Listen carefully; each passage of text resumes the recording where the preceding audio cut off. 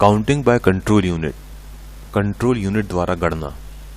This video is prepared and presented by doctor YP Singh of SR government polytechnic college Sagar Madhya Pradesh. यह educational video केवल training purpose के लिए तैयार किया गया है। किसी भी तरह की संशय की स्थिति में भारत निर्वाचन आयोग के रूल्स, रेगुलेशंस, इंस्ट्रक्शन, गाइडलाइंस व लॉस को ही मान्य किया जावे। इस वीडियो में हम यह समझने की कोशिश करेंगे कि काउंटिंग रूम में सिटिंग अरेंजमेंट किस तरह से होगा, किन किन चीज़ों की आवश्यकता पड़ेगी। साथ ही हम यह भी देखेंगे कि कंट्रोल यूनिट के माध्यम से किस तरह से काउंटिंग की जाएगी। काउंटिंग रूम में 14 से अधिक गणना टेबल नहीं होना चाहिए। पोस्टल बैलेट के लिए एक अलग टेबल होना चाहिए। रिटर्निंग ऑफिसर और ऑब्जर्वर के लिए एक अलग टेबल रहेगी। सारणीकरण कार्य के लिए भी एक अलग टेबल रहेगी। यहाँ पे हम काउंटिंग रूम का लेआउट देख रहे हैं। यह देख रहे हैं कि आदर्श स्थिति में एक काउंटिंग रूम को किस तरह से होना चाहिए। स्क्रीन पर आप काउंटिंग टेबल पर बैठने की आदर्श व्यवस्था देख रहे हैं। काउंटिंग टेबल के बीच में काउंटिंग असिस्टेंट को बैठना चाहिए, जिसके के पास कंट्रोल यूनिट होगी। एक तरफ काउंटिंग सुपरवाइजर बैठेगा और दूसरी तरफ माइक्रो ऑब्जर्वर बैठेंगे। जाली के उस तरफ काउंटिंग एजेंट्स बैठेंगे। प्रत्येक गणना टेबल पर एक नीला पेन, पेपर कटर और कागज के 3 से 4 पेज होना चाहिए। लाउड स्पीकर और ब्लैक बोर्ड रहेगा। आधिकारिक वीडियोग्राफी होगी, परंतु स्टैटिक कैमरे का यूज नहीं होगा। काउंटिंग हॉल में प्रवेश कर सकते हैं counting supervisors, counting assistants, micro observer, Bharat निर्वाचन आयोग द्वारा अधिकृत व्यक्ति, वह व्यक्ति जो कि इलेक्शन से रिलेटेड काम में संलग्न हो, कैंडिडेट्स, उनके इलेक्शन एजेंट्स, उनके काउंटिंग एजेंट्स। जो भी व्यक्ति काउंटिंग हॉल में प्रवेश करेगा उसके पास आई कार्ड होना आवश्यक है। Persons not allowed in counting hall. पुलिसकर्मी चाहे वर्दी में हो या सादे कपड़ों में गणना कक्ष में प्रवेश की अनुमति नहीं होगी। रिटर्निंग ऑफिसर द्वारा बुलाए जाने पर ही प्रवेश कर सकेंगे। संघ या राज्य के मंत्री या राज्य मंत्री जब तक कि वे उम्मीदवार ना हो मतगणना कक्ष में प्रवेश नहीं करेंगे। मंत्रियों को किसी अभ्यर्थी के निर्वाचन अभिकर्ता या गणना अभिकर्ता के रूप में नियुक्त नहीं किया जा सकता, क्योंकि उन्हें सुरक्षा प्रदान की जाती है। गणना अभिकर्ता जब तक मतगणना कक्ष में प्रवेश नहीं कर सकते जब तक कि उन्होंने नियुक्ति पत्र की घोषणा पर हस्ताक्षर करने के बाद इसे जमा ना कर दिया हो। मतगणना कक्ष में एजेंट्स की बैठक व्यवस्था प्राथमिकता के तौर पर इस प्रकार रहेगी।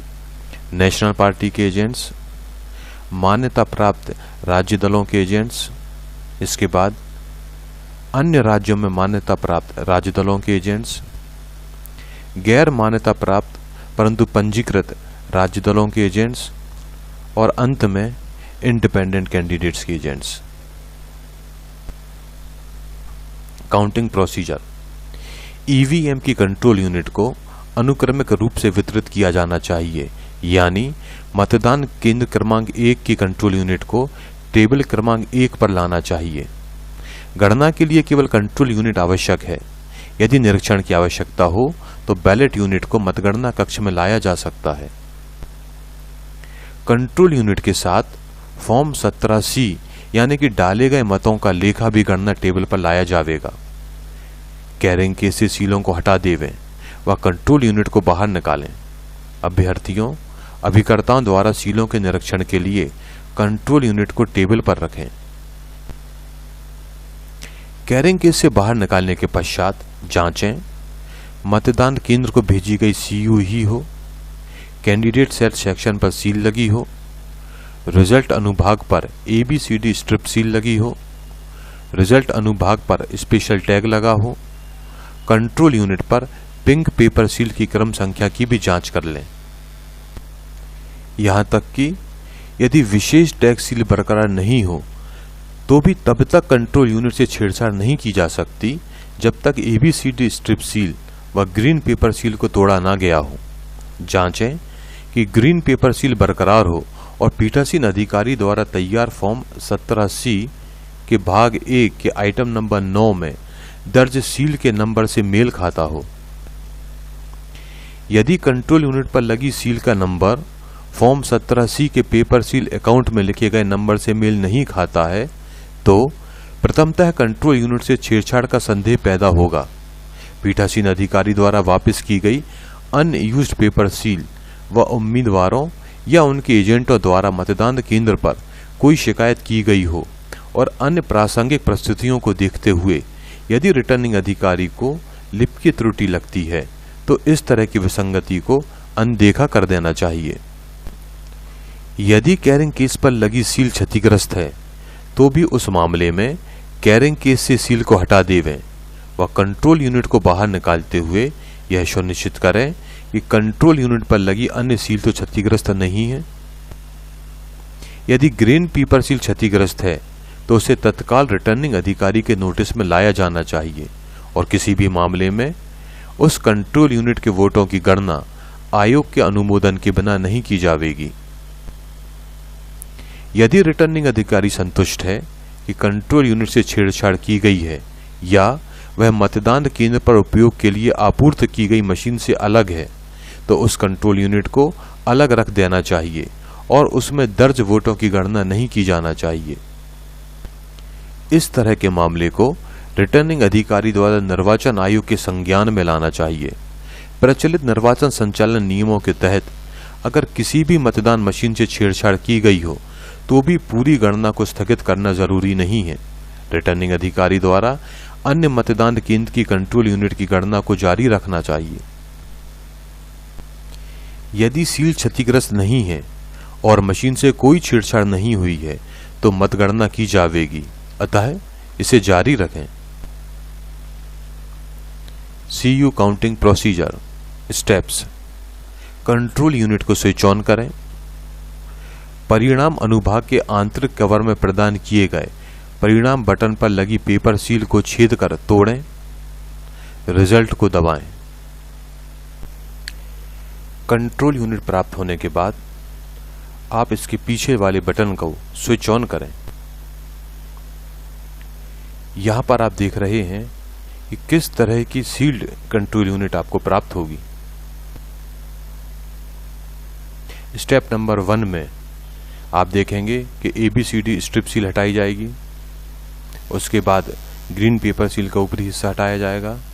स्टेप 2 में आप एड्रेस टैग काटेंगे और एड्रेस टैग काटने के बाद बड़ा वाला ढक्कन आप खोलेंगे जिसको कि हम रिजल्ट सेक्शन आउटर डोर भी कहते हैं और अंदर आप देखेंगे एक स्पेशल टैग लगा हुआ है और साथ में एक छोटा ढक्कन है। स्पेशल टैग को किसी भी सूरत में नहीं काटा जाएगा और छोटे ढक्कन इसको भी किसी भी सूरत में नहीं खोला जाएगा। रिजल्ट सेक्शन के छोटे ढक्कन को खोले बगैर सबसे ऊपर वाले छेद में जहां पर कि रिजल्ट बटन होता है उसे प्रेस करें और आप देखेंगे कि कंट्रोल यूनिट में रिजल्ट दिखने लगेगा।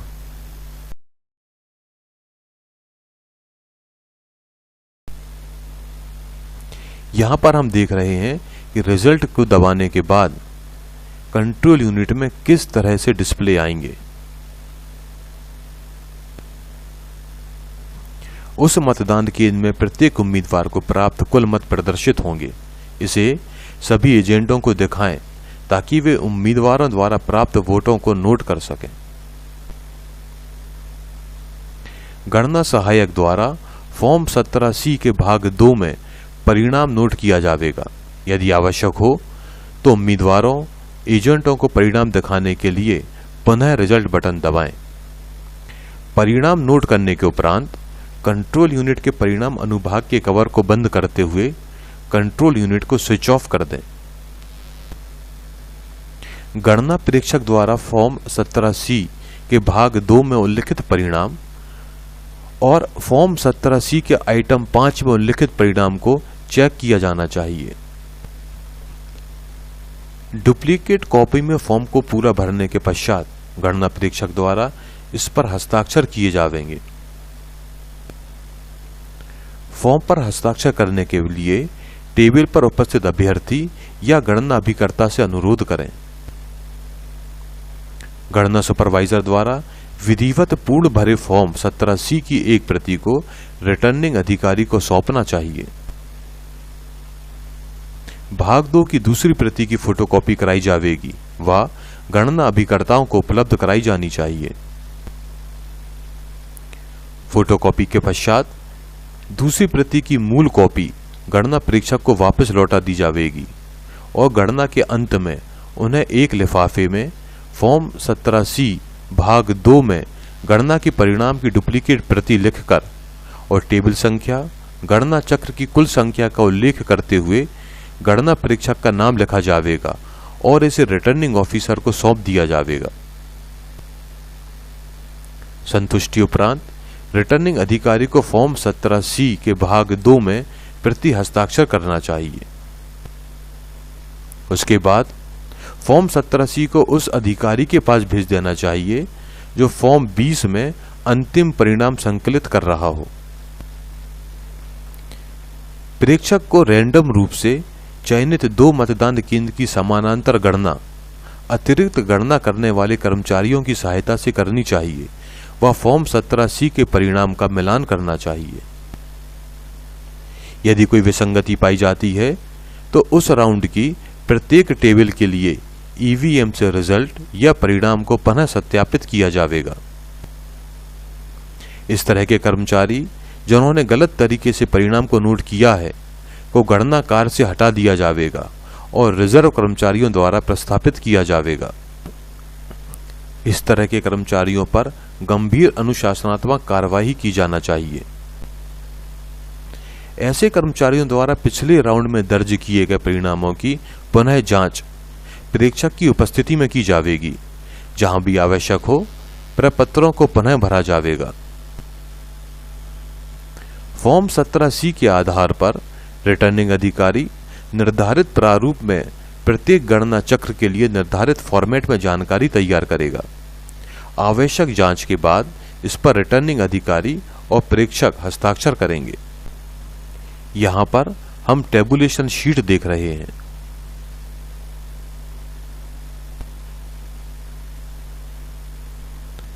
ब्लैकबोर्ड पर लिखने के उपरांत प्रत्येक उम्मीदवार को प्राप्त वोटों की घोषणा करें। प्रत्येक चक्र के गणना पत्रक की एक प्रति प्रेक्षक फोल्डर में रखें। वह एक प्रति प्रत्येक उम्मीदवार को उपलब्ध कराई जानी चाहिए। Malfunctioning of control unit during counting. यदि कोई कंट्रोल यूनिट परिणाम प्रदर्शित नहीं करती है तो इसे कैरिंग केस पर वापस रखते हुए गणना कक्ष में रिटर्निंग अधिकारी को सौंप देना चाहिए। अन्य मशीनों से वोटों की गणना सामान्य रूप से जारी रखी जाएगी।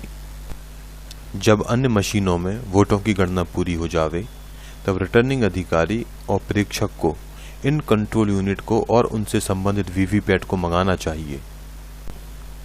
ऐसी कंट्रोल यूनिट से सहायक डिस्प्ले यूनिट या प्रिंटर का उपयोग करके परिणाम पुनर्प्राप्त नहीं किए जाएंगे। सभी मशीनों से वोटों की गिनती पूरी होने के बाद ऐसी सभी कंट्रोल यूनिट से संबंधित वीवीपैट की मुद्रित पेपर पर्ची को आयोग की निर्धारित गणना प्रक्रिया के अनुसार गिना जाएगा। ऐसे मामलों में रिटर्निंग अधिकारी और प्रेक्षक को आयोग को निर्धारित प्रारूप में विस्तृत रिपोर्ट भेजी जाएगी।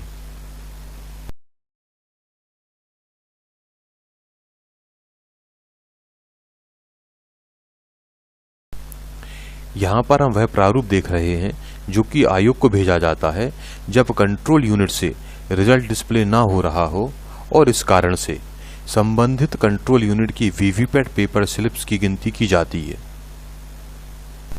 मतगणना की प्रक्रिया पूर्ण होने के पश्चात सभी नियंत्रण इकाइयों को चाहे उनसे परिणाम पुनर्प्राप्त किया गया हो अथवा नहीं किया गया हो उन्हें कैरिंग केस में वापस रखते हुए पुनः सीलबंद किया जाएगा। रिटर्निंग अधिकारी और प्रेक्षक को सील पर हस्ताक्षर करना चाहिए। सभी उम्मीदवारों और उनके अभ्यर्थियों से भी सील पर हस्ताक्षर करने का अनुरोध किया जाएगा। तदुपरांत समस्त कंट्रोल यूनिट्स को स्ट्रांग रूम में भेजकर इनकी रीसीलिंग कराई जाएगी। यदि कोई कंट्रोल यूनिट के क्लोज बटन को न दबाने के परिणाम स्वरूप कंट्रोल यूनिट में परिणाम प्रदर्शित नहीं होता है तो इस कंट्रोल यूनिट को कैरिंग केस में वापस रखते हुए गणना कक्ष में रिटर्निंग अधिकारी को सौंप देना चाहिए। अन्य मशीनों में वोटों की गणना सामान्य रूप से जारी रहेगी। जब अन्य मशीनों में वोटों की गणना पूरी हो जाएगी तो रिटर्निंग अधिकारी और प्रेक्षक को यह देखना चाहिए कि पहले अभ्यर्थी और दूसरे अभ्यर्थी, जिसे कि हम रनर अप भी कहते हैं, के बीच वोटों का मार्जिन ऐसी मशीन में मतदान किए गए वोटों से कम है या ज्यादा है।